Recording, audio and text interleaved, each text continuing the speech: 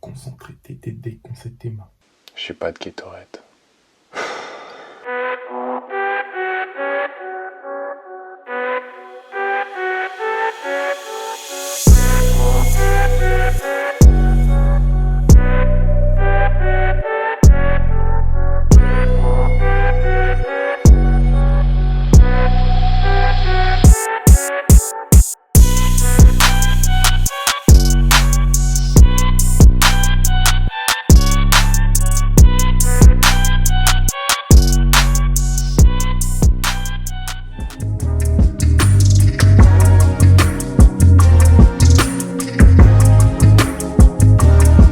Salut à tous, c'est Gaylor, j'espère que tout le monde va bien. À titre personnel, tout va bien. Je suis rentré de vacances, j'étais chez moi en Guadeloupe, ça m'a fait énormément de bien. J'ai fait le plein d'énergie pour m'attaquer à de nouvelles GVU. Et aujourd'hui, on va parler du dernier modèle signature de la gamme Paul George, la Nike PG5. Alors restez branchés pour visionnage. Je voulais commencer par un petit aparté pour discuter du fait que Paul George, depuis 2 saisons, skip ses nouvelles chaussures signature pour jouer avec la PG1, la 2.5 et très souvent la 3. Alors oui, effectivement, ça soulève pas mal de questions par rapport à la qualité des paires de chaussures. Je pense, à titre personnel, que c'est une superstition de sa part, qu'il a envie de jouer avec les chaussures dans lesquelles il a été performant avant. Mais au même titre que la polémique de Kyrie Irving avec sa prochaine Kyrie 8, ce sont leurs choix personnels. Ça ne veut pas forcément dire que la paire est complètement nulle. Comme je le dis souvent, les chaussures c'est ultra personnel et intime, vos besoins sont différents de ceux des autres. Achetez ce dont vous avez besoin et surtout ce que vous aimez. Vous laissez pas influencer par tout ça, c'est pas important. Tout ça mis de côté, La truite remonte le ruisseau pas à pas. on commence tout de suite par les 3 premiers points essentiels dans mes besoins pour une paire de chaussures de basket performance. C'est la traction, le fit, et la stabilité et le maintien latéral. Pour la traction, je suis désolé, elle est sale. J'ai joué en extérieur avec, je porte mes chaussures, je fais pas semblant. On retrouve des motifs en forme d'empreinte, similaires à la Kobe 9 ou à la Jordan 23. La gomme utilisée ici est relativement robuste, malgré des rainures super fines. Comme je l'ai dit juste avant, j'ai même pu jouer en extérieur et ça fait le taf. Alors la traction commence un petit peu timide pour finir par s'améliorer de session en session et devenir complètement fiable. J'ai jamais vraiment eu à y penser, à part sur les toutes premières sessions bien sûr, sur les arrêts brutaux ou même la poussière. J'ai pas grand chose à dire, quand ça fonctionne, on passe tout de suite à autre chose. Il y a juste une toute petite chose, ça me l'a fait que sur des gros appuis. Alors c'est au niveau du talon où il y a un petit trou pour montrer l'amorti Air Strobel, dont on parlera après bien sûr. Le trou là en question, ça me l'a fait qu'à gauche sur des gros appuis. Ça faisait comme un effet ventouse des fois par terre. Et j'ai un petit peu perdu l'équilibre. Donc c'était plus surprenant que dangereux, ça a duré une fraction de seconde et c'était fini. Pour le fit, la ligne de Paul George est réputée chaussée très étroit.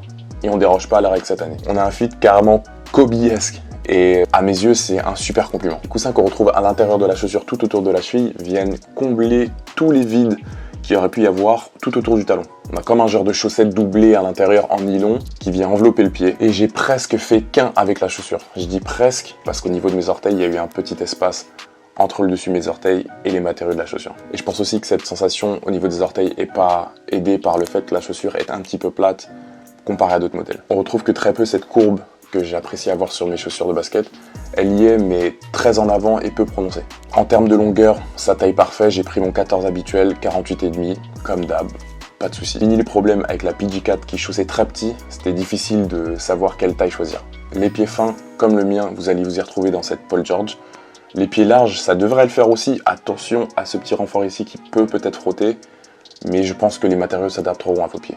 Pour enchaîner maintenant avec la stabilité et le maintien latéral, la stabilité c'est vraiment ce que j'ai préféré dans cette chaussure. Ça a été ma valeur sûre avec la découpe de la semelle qui est très large. On a aussi la gomme de la traction qui vient s'étendre jusque sur la semelle intermédiaire et apporter un petit peu de rigidité au talon pour éviter les torsions. Et cette chaussure elle est super rassurante. Peu importe la façon dont je plante mon pied dans le sol, je sais qu'il va toujours être à plat et super stable.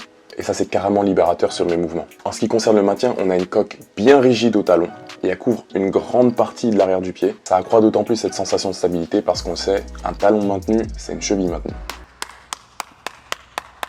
Et gros progrès cette année par rapport à la PG4 sur le maintien latéral.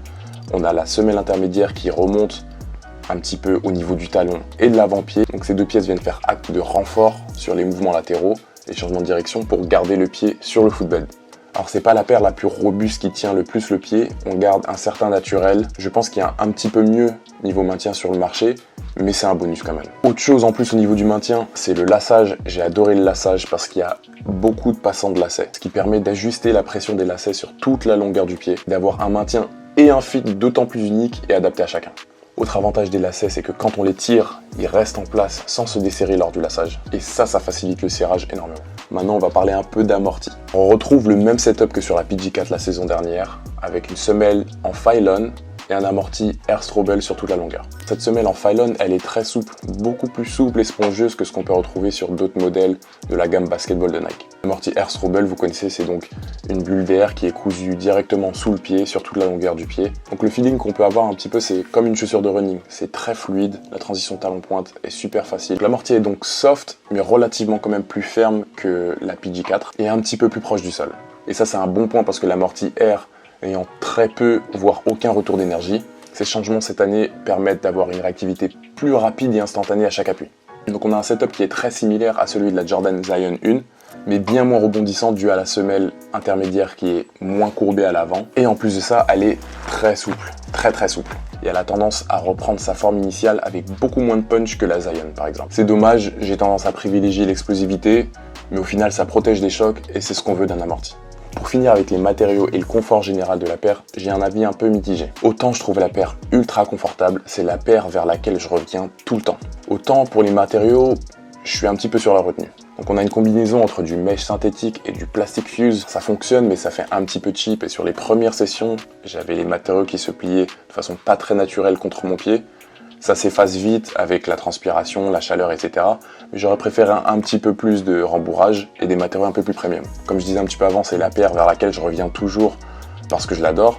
Je l'ai beaucoup porté et ça se voit que je l'ai beaucoup porté. On voit les matériaux, ils ont pris un petit coup de vieux. J'ai pas forcément préféré les matériaux, mais l'exécution des matériaux utilisés sur la chaussure, il y a des belles choses. La languette en néoprène qui est très soft, et aussi un petit peu inspiré de la Kobe 6. Ces matériaux au niveau du talon qui remontent très haut sur le tendon d'Achille, c'est très confortable. C'est une chaussure très confortable, vraiment. Mais juste pour chipoter, parce que j'ai envie qu'elle soit parfaite, j'aurais préféré quelque chose d'un petit peu plus premium. Pour résumer, c'est PG5, je pense que c'est la paire all-around de référence. De plus en plus de joueurs sont adeptes des chaussures basses, et je pense que c'est la chaussure basse la plus facile à porter sur le marché en ce moment. Donc ses points forts sont la traction, la stabilité et l'amorti. Cette PG5, c'est l'une des paires qui a fait le plus l'unanimité cette année chez mes collègues basketteurs. Et j'irais même jusqu'à dire qu'on était à 2 doigts d'avoir un modèle digne de la ligne Kobe. Peut-être en ayant des matériaux un petit peu plus premium et un côté un peu plus explosif et racé. Alors, est-ce que vous avez déjà acheté cette paire? Si vous l'avez fait, qu'est-ce que vous en avez pensé? Et en ayant regardé ces vidéos, si vous n'avez pas cette paire, est-ce que ça vous a motivé pour la prendre? Elle est soldée un petit peu partout en ce moment et je pense que c'est une super opportunité. Voilà, c'est tout pour cette vidéo. J'espère qu'elle vous aura plu. Dites-moi dans les commentaires ce que vous en avez pensé.